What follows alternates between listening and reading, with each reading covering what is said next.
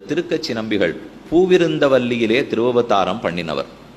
அங்கிருந்து நித்தியப்படி காஞ்சிபுரத்துக்கு எழுந்துள்ளார். காஞ்சி தேவப்பெருமாளுக்கு திருவாலவட்ட பரிவாரம் கைங்கரியம் பண்ணி கொண்டு வருகிறார். ஆலவட்டம்னா விசிறி விசிறுதலாகிற கைங்கரியத்தை பண்ணி கொண்டு வருகிறார். மாசி மாசம் மிருகசீர்ஷ நட்சத்திரத்திலே திருவவதாரம் பண்ணவர். அவர் இன்னைக்கும் காஞ்சிபுரத்துக்கு போனா கச்சிக்கு வாய்த்தான் மண்டபம் அப்படின்னு மலைக்கு மேல ஒரு இடம் இருக்கு. அதை கச்சி வாய்த்தான் மண்டபம்னு சொல்லுவா. அந்த மண்டபத்துக்கு பெருமாள் எழுந்துள்ளுவராம். அந்த மண்டபத்துக்கு அருகில் இருந்துட்டுதான் திருவாலவட்டம் விசிறுகிற கைங்கரியத்தை திருக்கச்சி நம்பிகள் பண்ணி வந்தார்.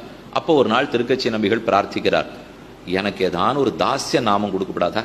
இத்தனை நாளா கைங்கரியம் இருக்கேனே, ஏதான ஒரு நாமம் கொடுக்க கூடாதானா கஜேந்திரதாசர் அப்படின்னு உமக்கு பெயராக இருக்கட்டும்.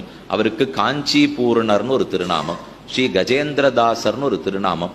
அவருக்கு இருக்கிற பெருமை, பெருமாள் அவரிடத்தில் வாய் திறந்து பேசுவர். இது ஒரு நினைச்சு கூட பார்க்க முடியாத சிறப்பு.